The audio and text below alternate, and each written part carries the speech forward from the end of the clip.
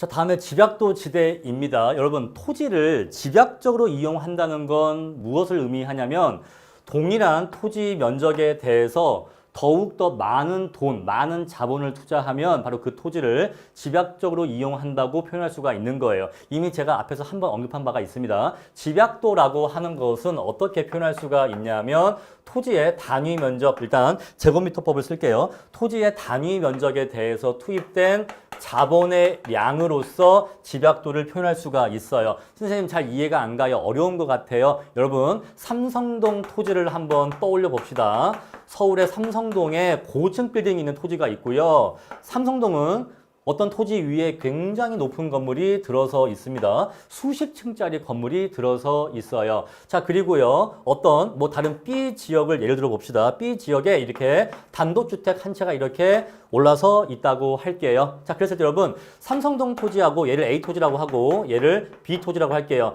자, A 토지하고 B 토지에 똑같은 면적이라면 똑같은 면적에 대해서 어떤 토지가 자본이 더 많이 투입되었습니까? 당연히 이 토지가, A 토지가 자본이 더 많이 투입됐겠죠? 왜? 건물을 더 높이 지어서 올리려면 돈을 더 많이 투자해야 되니까요. 쉽게 이해하시겠죠? 자, 우리 그랬을 때 A 토지가 B 토지보다 상대적으로 집약적으로 이용됐다라고 표현할 수가 있고, 반대로 B 토지는 A 토지에 비해서 상대적으로 조방적으로 이용되고 있다고 표현할 수 있는 겁니다. 아시겠죠? 자, 결국 우리가 집약적으로 이용한다고 하는 것은 같은 토지 면적에 대해서 더 많은 돈을 쏟아 부었을 때 우리 그러한 토지 이용을 집약적인 토지 이용이라고 얘기할 수가 있는 거예요. 개념 이해하시겠죠? 자, 여기까지 개념 이해하신 다음에 조금 더 내용 들어가겠습니다. 자, 어떤 토지, A 토지와 B 토지가 있는데, 자, A 토지는 원래 비옥해요. 원래. A 토지는 원래 비옥한 토지입니다. 근데 B 토지는요, 원래 척박해요. 척박한 토지입니다. 자, 그래서 A 토지는 농사를 지으면 쌀이 100가마가 생산이 됩니다. 근데 B 토지는 농사를 지으면 70가마밖에 생산이 되지를 않습니다. 자, 그랬을 때 만약에 B 토지에다가 자본을 투자해서, 자, 플러스 K는 자본을 투자한다는 의미를 갖고 있어요. 이 B 토지에다가 수로를 조금 더 좋게 만들어주고 더 좋은 비료를 뿌려주고 등등을 해서, 자, 자본을 투자해서 B 토지의 생산성을 높일 수 있을까요? 높일 수 있겠죠. 자, 높여서 얘도 결국 자본 투자하고 나니까 100가마가 생산됐다고 쳐볼게요. 여러분, 야, 얘 지금 B 토지가 생산량이 30가마가 증가했는데 요 30가마 생산량 증가 왜 한 거예요? 왜 된 거죠? 바로 자본을 더 투자했기 때문에 생산량이 이만큼 증가하게 된 겁니다. 자본 투자하지 않았으면 생산량이 이렇게 증가하지 않았겠죠. 근데 아까 제가 뭐라고 했죠? 토지에 대해서 자본을 좀 더 투자한다는 것은 곧 뭘 의미한다? 토지 이용을 좀 더 집약적으로 한다는 걸 의미해요. 즉 무슨 얘기냐? 바로 이 지금 B 토지가 생산량이 70에서 100으로 30이 증가했는데 생산량이 증가한 이유를 자본 투자를 더 했으니까 라고도 표현할 수가 있지만, 같은 내용을 조금 다르게 표현하면요, 토지 이용을 종전보다 좀 더 집약적으로 이용했기 때문에 라고 얘기할 수가 있다, 이 얘기예요. 이해하시겠죠? 토지를 종전보다 더 집약적으로 이용했기 때문에 생산량이 그만큼 증가했다고 얘기할 수 있는 겁니다. 로직 이해하시죠? 따라서 집약도 지대라고 하는 것은요, 토지가 원래 갖고 있는 비옥도나 위치에 의한 지대 이상으로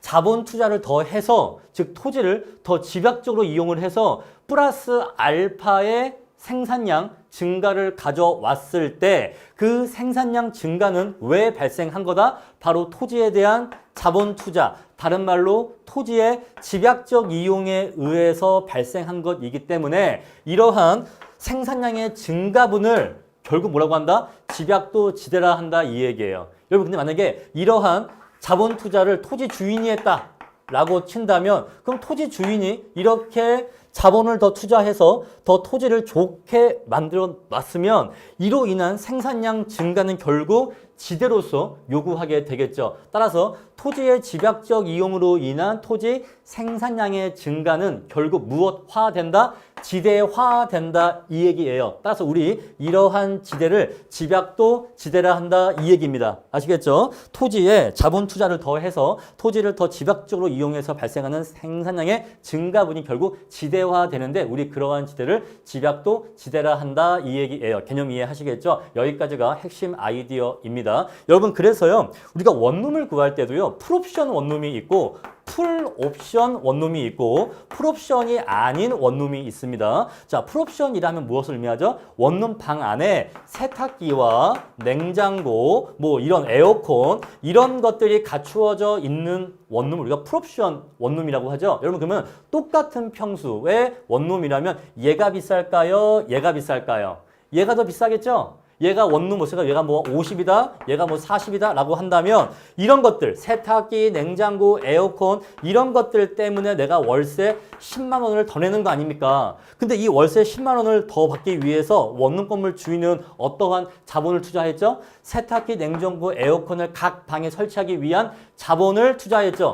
자본 투자를 했죠. 그래서 원룸 건물 주인은 자신이 원룸 건물에다가 이러한 집기 비품이나 가전제품을 설치하기 위한 자본을 더 투자했기 때문에 10만 원만큼의 월세 소득을 더 벌 수 있다면 이 10만 원의 월세는 바로 어떠한 성격이다? 바로 집약도 지대의 성격이다 이 얘기예요. 아시겠죠? 오케이. 자, 다음에 넘버링 1번 지문까지만 보고 넘어가겠습니다. 여러분 그런데 이러한 자본 투자는 아무 토지에다가 하면 될까요? 아니면 돈을 투자했을 때 그만큼 생산성이 증가할 수 있는 가능성이 있는 토지에만 자본 투자를 하게 될까요? 당연히 후자겠죠. 여러분 우리가 어떤 그 교육비를 투자할 때도 뭔가 머리가 좋고 교육비를 투자했었을 때 성공할 수 있는 사람한테 교육비를 투자하지 전혀 공부에 관심이 없고 공부에 흥미나 소질이 없는 사람한테 교육비를 투자하지는 않을 거 아니겠습니까? 같은 로직으로 이해하시면 돼요. 자, 비옥도가 높거나 위치가 좋은 토지는 노동과 자본의 대체가 나타난다. 여러분 노동과 자본의 대체라고 하는 것은 자 사람이 하는 일을 대신 돈을 투자해서 그 일을 기계가 하는 걸로 대체 바꿀 수 있다는 의미인데 그렇게 중요한 건 아닙니다. 따라서 결국 자 이렇게 뭔가 좋은 자질을 갖고 있는 토지들은 노동보다는 자본을 투자할 만하다 정도로 이해하시면 돼요. 따라서 이러한 토지라면 자본 투자가 이루어지게 되고 그를 통해서 지대가 더 높아진다. 그 정도 개념만 이해하시면 되는데 여기 1번 문장은 별로 중요하지 않습니다. 별로 중요하지 않고 요 2번 문장이 중요한 거니까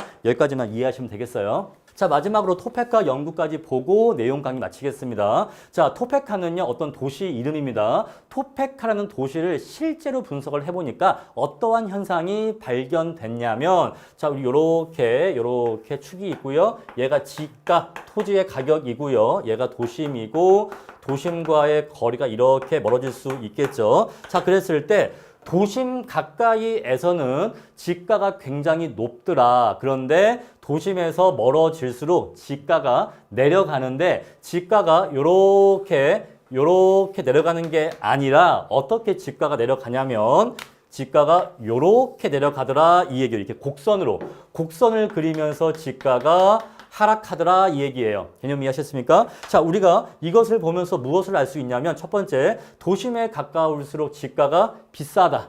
그리고 도심에서 멀어질수록 지가가 싸진다라는 걸 알 수가 있어요. 자, 근데 또 뭘 알 수가 있냐면 자, 토펙화 도시를 보니까 도심에 가까운 토지일수록 이쪽으로 갈수록 집약적으로 이용되더라 이 얘기예요. 즉 건물이 고층으로 이용되더라 이 얘기입니다. 반대로 도심에서 멀어질수록 토지가 조방적으로 이용되더라 라는 것도 발견할 수 있었다 이 얘기예요. 여기 나와 있죠. 도심에 가까울수록 집약적, 고층적 이용이 이루어지고 외곽으로 갈수록 조방적, 다른 말로 저층적으로 토지가 이용되고 있더라 이 얘기예요. 자, 우리 이런 현상을 지가 구배 현상이라고 합니다. 도심은 지가가 높고 교외는 지가가 낮은 현상을 지가 구배 현상이라고 해요. 자, 근데 이것이 또 무엇을 어떤 의미를 담고 있냐면 자, 도심은 지가가 비싸고 집약적으로 이용되고요. 교외 지역은 지가가 싸고 조방적으로 이용되죠. 그랬을 때, 자, 집약적으로 이용할 수 있는 토지니까 지가가 비싸다라고도 할 수가 있지만 반대로 비싼 토지이기 때문에 집약적으로 이용해야 된다고도 설명할 수가 있는 거예요. 이해하셨습니까? 자, 다시. 집약적으로 이용할 수 있는 토지이기 때문에, 즉 고층 건물을 올릴 수 있는 토지이기 때문에 그 토지가 비싸다라고도 말할 수 있지만 비싼 토지이기 때문에 고층 건물을 올려야 한다고도 얘기할 수가 있겠죠. 다른 말로 다시. 자, 지가가 싼 토지이기 때문에 조방적으로 이용할 수 있다고도 얘기할 수가 있고 반대로 조방적으로 이용되는 저층으로 이용되는 토지이기 때문에 지가가 싸기도 한 거죠. 이게 무엇이냐면 토지 이용과 토지 가격의 얘 때문에 이러기도 하고 또 반대로 얘 때문에 이러기도 하죠. 우리 이러한 관계를 피드백 관계라고 합니다. 피드백 관계. 지가와 토지 이용 간의 피드백 관계. 여러분 이것을 어떻게 이해할 수 있냐면요. 명동에 커피숍을 떠올리시면 돼요. 비싼 커피를 팔 수 있으니까 지가가 비싸지. 그렇게 비싼 커피를 팔 수 있으니까 명동 땅이 비싸지 라고도 얘기할 수 있지만 반대로 명동 땅이 비싸기 때문에 비싼 커피를 팔아야 하지 라고도 얘기할 수 있다 이 얘기예요. 그래서 이렇게 토지 이용과 토지의 가격은 서로 영향을 주고받는 관계가 있다는 겁니다. 이 정도만 이해하시면 돼요. 자, 핵심 포인트 정리해 드립니다. 방금 제가 드린 얘기는 지가와 집약도 간의 피드백 관계가 성립한다. 이 멘토링 내용을 제가 지금 설명드린 거고요. 자, 핵심 포인트는요. 첫 번째, 토펙하는 이론적인 연구가 아니라 실증 연구입니다. 실제로 토펙하라고 하는 미국의 소도시를 분석한 실증 연구라는 거. 그게 첫 번째 포인트. 두 번째 포인트, 도심에 가까울수록 집약적 이용, 교외로 갈수록 조방적 이용, 집약적, 조방적 용어 헷갈리시면 안 됩니다. 그다음에 세 번째 포인트, 자, 도심에 가까울수록 지가 비싸고 교외로 갈수록 지가가 싸지는데 지가가 이렇게 곡선으로 지가가 내려가는 현상을 우리는 세 번째 지가 구배 현상이라고 한다. 이 구배는 휘었다는 걸 의미해요. 커브, 이렇게 곡선으로서 지가가 내려가는 것을 의미합니다. 이 세 가지 포인트만 기억하시면 시험에서 절대 틀릴 리가 없습니다. 이렇게 내용 강의 마치고 워크북 퀴즈 풀어보겠습니다. 자, 교재 78페이지 워크북 문제 풀어보겠습니다. 1번 경제지대에 대한 다음 물음에 답하시오. 어떤 생산 요소가 다른 생산 용도로 전환되지 않고 현재 용도에 계속적으로 이용하도록 하기 위해서 지급되어야 할 최소한의 금액을 파레토 지도가 아니라 전용 수입이라고 한다고 했죠. 자, 제가 앞에서 설명드릴 때 상업용과 주거용 지대 비교하면서 자, 지대 250 중에서 200은 주거용으로 이용해도 지급할 수 있는 지대라면 이 상업용 이용자는 토지 주인한테 최소 200은 지급해야지만 상업용으로 이 토지를 계속 이용할 수 있을 것입니다. 우리 이러한 지대를 전용 수입이라고 한다고 했어요. 자, 어떤 생산 요소의 공급이 비탄력적일수록 공급이 제한적일수록 경제지대의 크기는 커지게 될 겁니다. 경제지대의 발생 원인은 토지 공급이 비탄력적이기 때문에 토지 공급이 비탄력적이면 일수록 경제지대의 크기는 더욱더 커지게 되겠죠. 자, 3번 어떤 생산 요소의 공급이 완전 탄력적이라고 한다면 공급의 제한이 전혀 없다고 한다면 이 경우 생산 요소가 받는 경제지대의 크기는 0이 됩니다. 자, 2번 문제와 3번 문제는 서로 연결되어 있죠. 경제지대라고 하는 것은 공급의 제한, 비탄력성으로 인해서 발생하기 때문에 이러한 제한이나 비탄력성이 없다면 완전 탄력적이라면 경제지대의 크기는 0이 됩니다. 다음 2번입니다. 리카도의 차액지대설에 대한 다음 물음에 답하시오. 지대가 발생하는 이유는 무엇인가? 우등지와 열등지 간에 존재하는 비옥도의 차이 때문이죠. 우등지와 열등지 간의 비옥도의 차이 때문에 차액지대가 발생하는 것이고요. 이 이론은 우등지의 공급 제한, 우등지라고 하는 것이 무한정 많은 게 아니라 그 공급량이 제한되어 있어서 결국 인구가 증가하면 열등지로까지 경작을 확대할 수밖에 없고 그런데 그 열등지는 우등지보다 생산량이 적기 때문에 그 생산량의 차이가 지대화된다고 했습니다. 자, 그리고 여기에다가 수학 체감의 법칙, 수학 체감의 법칙을 성립을 전제로 했는데 자, 수학 체감의 법칙이라고 하는 것은요. 자, 주어진 토지에 대해서 자본을 투자했었을 때 자본을 투자하면 투자할수록 투자의 효율이 떨어지는 것을 수학 체감의 법칙이라고 합니다. 자, 제가 여기에 대해서 자세한 설명 드리지 않았는데 이건 그냥 암기를 해주시면 좋겠어요. 왜냐하면 수학 체감의 법칙까지 설명을 드리면 너무 내용이 불필요하게 길어집니다. 그래서 리카도의 이론은 우등지의 공급 제한과 수학 체감의 법칙을 전제로 했다. 자, 어떤 토지에 대해서 자본 투자를 했었을 때 자본 투자를 하면 할수록 추가 투자하는 뒤에 투자하는 돈은 투자의 효율이 점점 떨어지는 현상을 수학 체감의 법칙이라고 하는데 이것을 이론적 전제로 했다라고 그냥 암기로 넘기겠습니다. 자, 한계지라고 하는 것은 가장 낮은 수준의 지대가 발생하는 토지를 말하는 것이 아니라 지대 자체가 존재하지 않는 토지를 얘기합니다. 자, 낮은 수준이 아니라 지대가 0인 토지를 의미하기 때문에 잘못된 표현이에요. 자, 4번 차액지대는 토지 생산물의 가격 상승의 원인이 된다. 여러분, 토지 생산물의 가격 상승의 원인이 되려면 지대의 성격이 비용의 성격이어야 합니다. 그래야지만 우유의 가격이 올라가서 아이스크림의 가격이 올라가는 것은 우유의 가격이 아이스크림의 생산 비용의 항목을 이루기 때문이에요. 따라서 지대의 성격이 비용의 성격이어야지만 토지 생산물의 가격 상승의 원인이 되는 겁니다. 그런데 차익지대는 비용의 성격이 아니라 잉여의 성격이기 때문에 얘는 잉여의 성격이기 때문에 이것은 잘못된 표현이 됩니다. 여러 가지 지대 이론이 있는데 그 지대 이론마다 지대의 성격이 비용이냐 잉여냐 차이가 있어요. 리카도는 잉여고요. 마르크스는 비용의 성격입니다. 이렇게 구분해서 외워주세요. 자, 다음 3번 문제입니다. 마르크스에 대한 다음 물음 답하시오. 지대가 발생하는 이유는 무엇인가? 토지에 대한 사유재산권 때문에 그렇습니다. 토지에 대한 사적 소유 또는 사유재산권의 인정 때문에 지대가 발생하게 됩니다. 자, 마르크스에 의하면 지대가 0인 토지가 존재합니까? 안 합니까? 존재하지 않아요. 따라서 마르크스에 따르면 한계지라 하더라도 이 사회에서 가장 척박한, 가장 열등한 토지라고 해도 절대지대가 존재하기 때문에 지대가 0인 토지는 존재하지 않습니다. 이 이론에 따르면 지대의 절대지대의 성격은 잉여다, 비용이다, 비용이다 라고 얘기했죠. 리카도와 성격을 정반대로 봤습니다. 따라서 절대지대만큼이 절대지대의 크기만큼이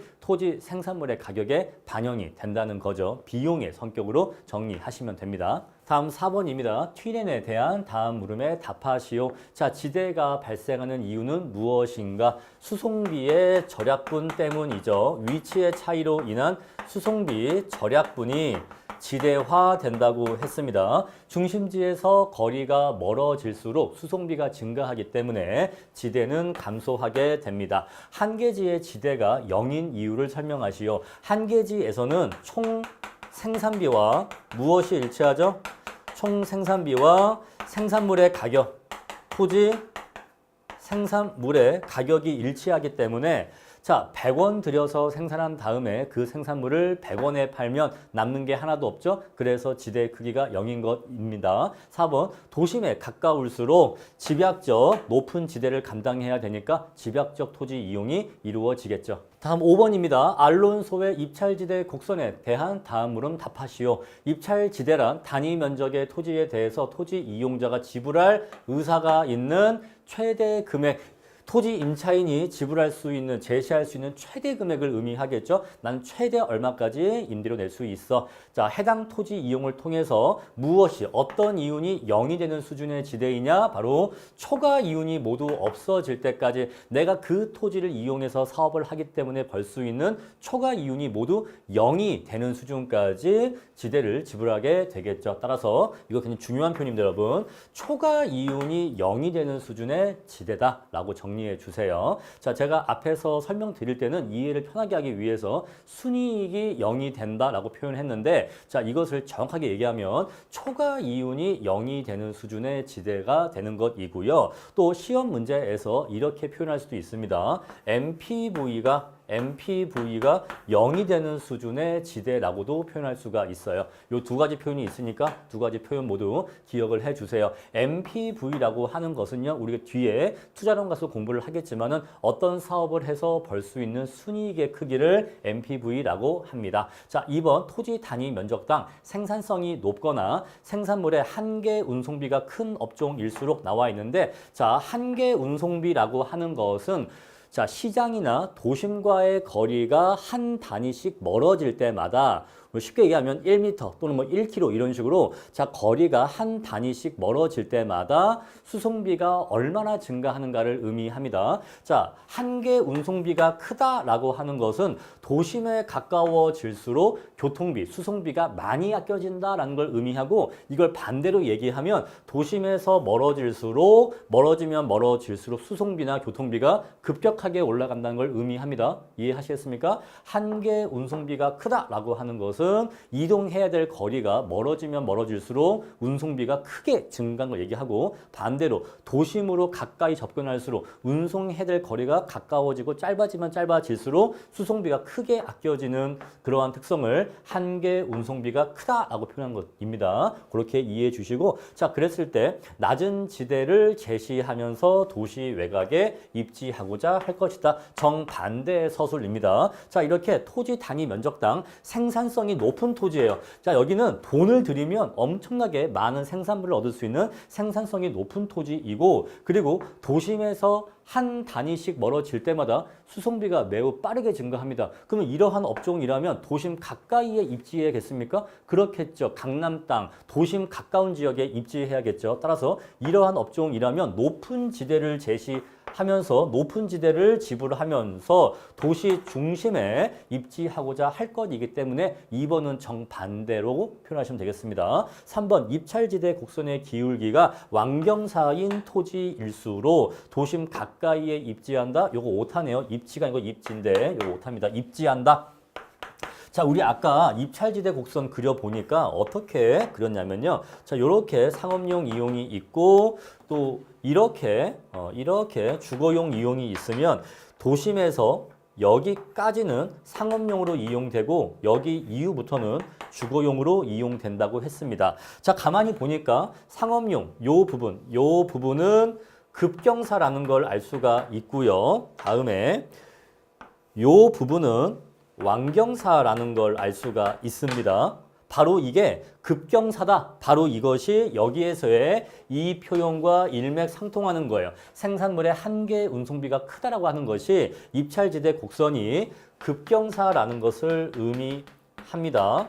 자, 그 말은 도심에서 가까이 입지할수록 수송비가 크게 아껴지고 반대로 도심에서 멀어질수록 수송비가 크게 증가해서 자, 도심에 가까이 더 입지할 때마다 많이 아껴지는 수송비만큼 지대를 더 많이 지불할 수 있는 업종이란 뜻이죠. 그렇게 이해하시면 되고, 우리가 뭘 발견할 수 있냐면 입찰지대 곡선에 의하면 급경사를 가지는 이 입찰지대 곡선이 급경사를 가지는 이용이 도심 가까이에 위치하게 된다는 걸 알 수가 있어요.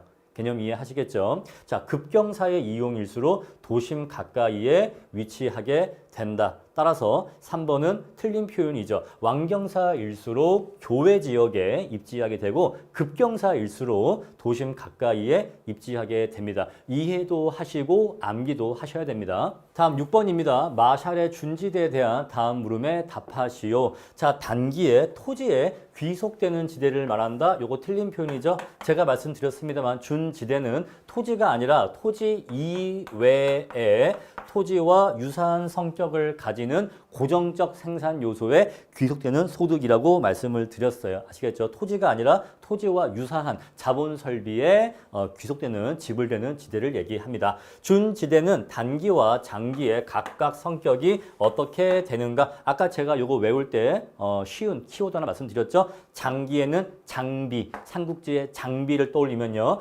장기에는 비용의 성격을 갖게 되고 단기엔 당연히 반대니까 이경의 성격을 갖게 되겠죠. 자, 7번 헤이그의 마찰 비용 이론에 따르면 마찰 비용은 무엇과 무엇의 합으로 이루어진다. 아까 제가 이 마찰 비용을 뭐라고 바꿨었죠? 생활비라고 바꿨었죠. 자, 생활비는 무엇과 무엇의 합으로 이루어진다. 월세와 교통비의 합으로 이루어지는데 자, 이 월세를 뭐라고 바꿔 쓸 수가 있죠? 내가 사는 집에 대한 월세는 지대로 바꿔 쓸 수가 있죠. 따라서 자, 마찰 비용은 지대와 교통비의 합으로 이루어진다고 표현할 수가 있고요. 8번 토페카 연구에 따르면 도심에 가까울수록 지가가 높죠. 지가가 높으니까 여러분 그러한 토지는 고층적, 집약적으로 이용해야 될까요? 조방적으로 이용해야 될까요? 당연히 집약적으로 이용을 해야겠죠. 따라서 도심에 가까울수록 지가가 높고 집약적인 토지 이용이 이루어진다라고 답을 적어 주시고요. 그리고 양자 간의 피드백 관계 말씀드렸습니다. 지가가 높기 때문에 집약적으로 이용돼야 되는 것이고 집약적으로 이용할 수 있는 토지이기 때문에 지가가 높게 형성되는 거죠. 이러한 원리까지 추가로 기억해 주세요. 자, 이렇게 해서 제 5절 강의 마치겠습니다.